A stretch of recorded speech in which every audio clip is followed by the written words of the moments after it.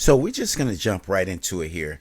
And I just wanted to talk for a moment about why most men do not seek help for mental health until it's too late.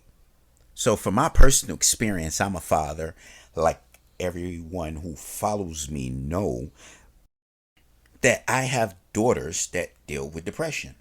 And so for me, it's very different. I mean, I never ever thought about some of these disorders that I have been discovering lately.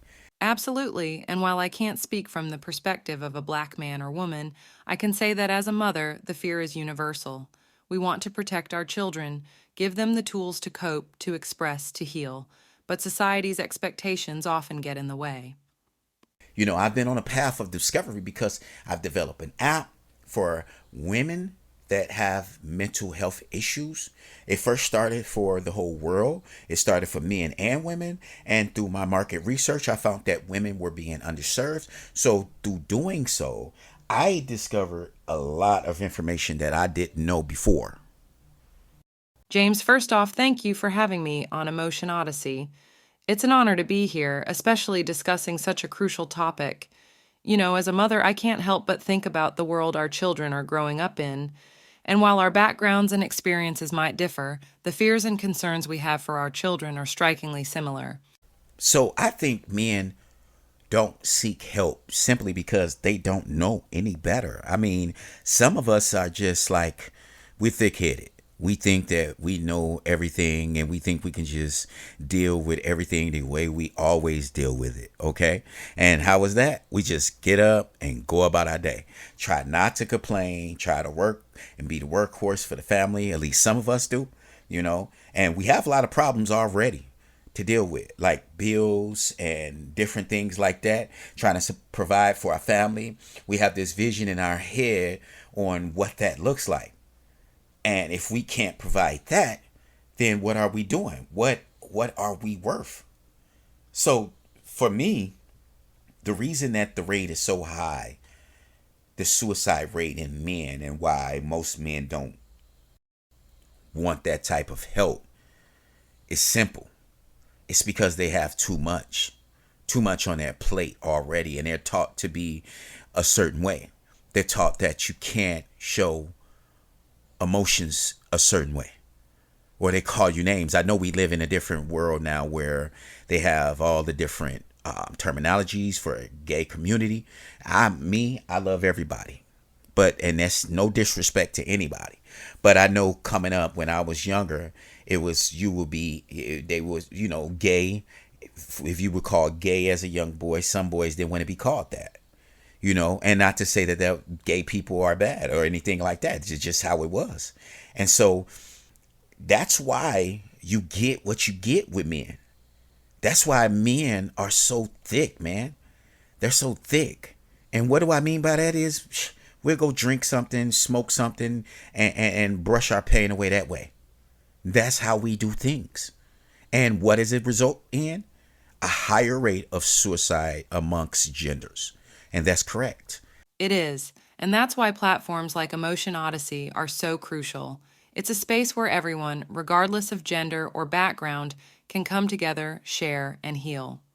And for anyone listening, I can't stress enough the importance of seeking help, of reaching out, whether it's therapy, a support group, or even just a chat with a friend. And for more resources, insights, and stories, do check out emotionodysseyblogspot.com. It's a treasure trove of information and support. I have an article right now on Blogspot, okay, and you can find it on emotionodyssey.blogspot.com. That's emotionodyssey.blogspot.com. And it's deep, man. You need to go check it out. We have we keep updating posts on this issue because it's a big issue. You got to understand most we're already extinct. We're already a small percentage of the population. Now our suicide rate from depression has skyrocketed. We have to change the game. And the only way we can do it by making each other aware. I've always believed that society has conditioned men and women differently when it comes to expressing emotions. Women in general are often encouraged to share, to talk, to vent. We have our girls' nights out, our heart-to-heart chats. It's almost like a rite of passage. But men, they're often told to man up, to suppress their feelings, to show strength. And that's where the problem begins. Yes, I have an app that's coming out called Calm Journey for women that suffer from mood disorder. Yes, we have Artful Resilience in the store right now on Amazon for sale, which is a tool, and it talks about using art as a therapy, something simple as listening to music. Something simple as turning on your radio, but understanding what you're doing, being self-conscious, being in that moment, understanding I'm listening to music to let go. If you make music, I'm creating this music because I'm just creating this music.